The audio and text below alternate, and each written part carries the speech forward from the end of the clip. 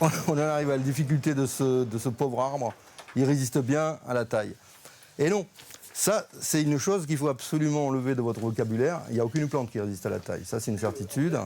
José, le professeur, est un spécialiste des arbres. Ce matin, il apprend à de futurs paysagistes à les reconnaître, mais surtout à bien les connaître pour planter la bonne espèce au bon endroit. Autrefois, on considérait un petit peu le jardin comme un vase clos, qui était pas, où il y avait peu de relations avec l'extérieur. Pas d'oiseaux, pas d'insectes, pas de pluie, pas de gel. Donc on essayait de faire des choses un petit peu hermétiques. Et on s'aperçoit qu'en fait, non, les relations sont permanentes. Mais ces relations-là, eux, ça rentre de plus en plus dans leur formation, oui. Les élèves, tous adultes, veulent un avenir professionnel plus vert, plus écolo. C'est une reconversion professionnelle claire et nette, avant dans le métier des télécoms. Donc c'est l'envie de revenir, comme disait José tout à l'heure, vers la nature. C'était déjà une passion de longue date, au moins une dizaine d'années. À un moment donné, il faut sauter le pas, donc je me suis lancé et me voilà, quoi.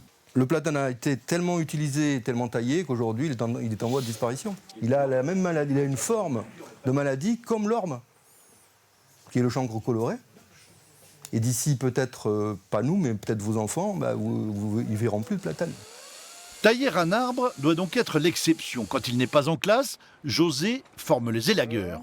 Alors tu me dis, si c'est trop engoncé, je te donne du mou. Au début, il faut savoir qu'on travaillait avec des grosses cordes. C'est un métier qui s'est adapté en l'espace de 30 ans et qui maintenant ressemble beaucoup plus aux techniques de spéléologie, d'alpinisme.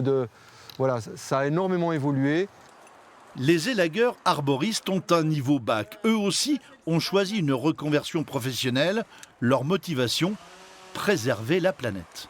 C'est un métier qui me passionne, j'adore la nature, les arbres. Et puis quand je vois le massacre qui est fait, ce serait bien de faire quelque chose pour en prendre soin, quoi. On est des élagueurs, on est des arboristes. On essaye de prendre soin de l'arbre, on favorise la taille plutôt que le démontage, plutôt que l'abattage. Les gens croient qu'il faut estimer l'arbre, et ça c'est la pire chose qu'on puisse faire pour un arbre, parce que c'est raccourcir sa vie et donner des portes d'entrée pour les pathogènes.